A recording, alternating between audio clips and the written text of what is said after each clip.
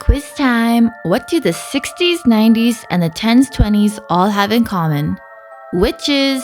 Duh! So let me allow you to board the long train of thought I had the other day.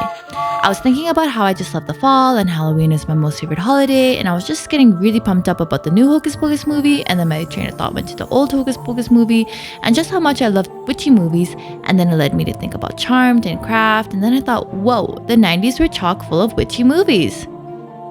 And yeah, it's a phenomena huge in the 90s. From The Craft to Charmed, witches were everywhere in pop culture. And after doing very minimal digging into it, I realized that our society as a whole have time and time again been quite obsessed with witches, particularly in our movies and TV shows. And it's not just a weird occurrence that happens, it actually goes hand in hand with a movement that will hopefully never slow down and that has been making waves in our world. Did you get it? It's feminism! So in this video, I want to explore what it means to be a witch, what it symbolizes in film and TV, and what it reflects on our society as a whole. So like I said, feminism and witchcraft have gone hand in hand for a very long time. The feminist movement in Western society can be traced as far back as the 18th century. According to Google, there were several countries who were going through their first wave of feminism at around the same time. The first wave of feminism that occurred in the US is known as the suffragette movement, which began on July 1848 during the first Women's Right Convention in Seneca Falls, New York. The National Women's Suffrage Association was formed to work for women's suffrage in the US and that the right to vote be extended to all women and all African Americans. Matilda Joslyn Gage, who happened to be a contemporary of Susan B. Anthony in the National Women's Suffrage Association, wrote a book in 1893 called Woman, Church, and State and talked about how she believed those who were accused of being witches were in fact brilliant minds of their age and a threat to the patriarchy. That is a recurring theme through the decades. Remember how I said that this movement can be traced as far back as the 18th century? Guess what also happened in that century? The end of witch hunts, at least in the Western world. Yeah, after basically 300 years of just killing women, it started to dwindle. So this is basically our first reference of the feminist movement and how instances of how witches are basically women who kick ass and pose a threat to the frail male ego. Now let's get in our time machine and jump about 112 years. It is now the 60s, a time associated with peace, love, hugs, and the second wave of feminism. Hell yeah! The second wave was based around socio-political cultural movements. They fought for gender issues, women's sexual liberation, reproductive rights, job opportunities, raised awareness on violence against women, and fought for changes in custody and divorce laws. It is believed that the feminist movement gained attention in 1963 after a woman named Betty Friedan published her novel, The Feminine Mystique, and wrote of a problem that has no name as a way to describe the depression women felt about their limited choices in life. And it definitely struck a chord with the women who read this book as the movement really took off.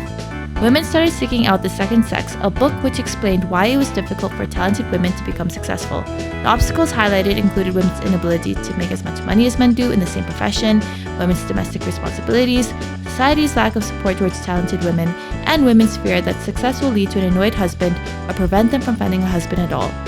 She argues that women lack ambition because of how they are raised, noting that girls are told to follow the duties of their mothers. Yeah, women were frustrated, dude, and for good reason. And so the 60s saw a boom in films and TV shows based on witches. Probably the most famous being Bewitched, a sitcom about Samantha, a witch who marries Darren, a mortal, and how she tries to live a simple suburban life. Although many can argue that the show isn't the most feminist as the show adheres to conventional patriarchal norms and female suppression, such as Samantha wanting to be the perfect housewife, the show did do a lot that wasn't prevalent for the time. For example, in this show we had a very strong female lead, and it placed its female characters at the center of the show. The show wasn't about Darren and his point of view, it was through Samantha's eyes.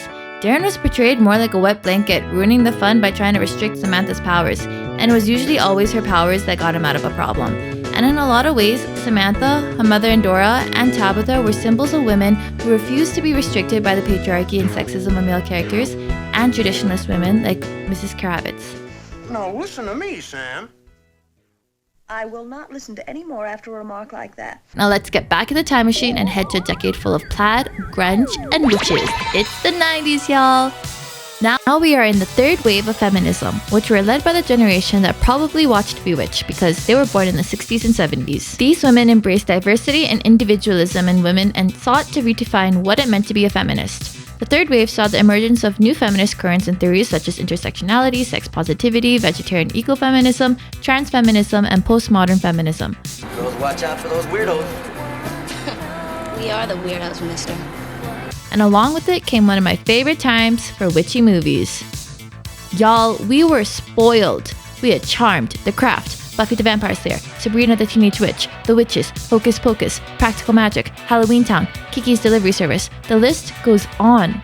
Oh boy, were the witches coming out, and with a bang. These women said to hell with being the victims of patriarchal persecution. The gloves are off and the nails are longer. Now, were they all feminist shows and movies? I don't think they would all fall under the category, and most of these shows were written and directed by men. But one thing that remains clear is that it was because of the movement that was surrounding everybody at the time that made it clear that women love seeing women being in control, and Hollywood is all about that dollar bill, so they will give the people what they want. Now back in our time machine we go, and we're going to a world not too different from the one we currently live in. It's 2012. The fourth wave focuses on the empowerment of women, the use of internet tools, and intersectionality. The fourth wave seeks greater gender equality by focusing on gendered norms and the marginalization of women in society. In the media, the fourth wave of feminism certainly made waves. From the Delhi protests in 2012, Emma Watson's viral He for She campaign speech, Bill Cosby's sexual assault cases, Harvey Weinstein's sexual assault cases, the Me Too movement, and so on. The movement proves that there is a lot of room for improvement on the treatment of women. In the past few years alone, we've gotten a reboot on The Craft, a reboot on The Witches, a reboot on Suspiria, a reboot on Charmed, a new Hocus Pocus movie, a new Sabrina TV show, The Witch, The Love Witch, and so many more. So, what does it mean to be a witch? Pam Grossman from the Witch Wave podcast describes a witch as the perfect symbol for anyone who wants to subvert the status quo and who wants to proclaim they belong to themselves. The witch is a feminine archetype who has authority over herself. She doesn't get power in relationship to other people. She has power on her own terms, and because of that, she is, I believe, the ultimate feminist icon. Whether done consciously or not, I think there is a correlation between the times we're living in and the kind of women we want to watch on our screens. And are all witches and all women perfect and good? No, but that's kind of the point. Women are full-on human beings, and long gone are the days where we want to watch a one-dimensional character whose only job is to care for her male counterparts, to be just the mom, just the wife.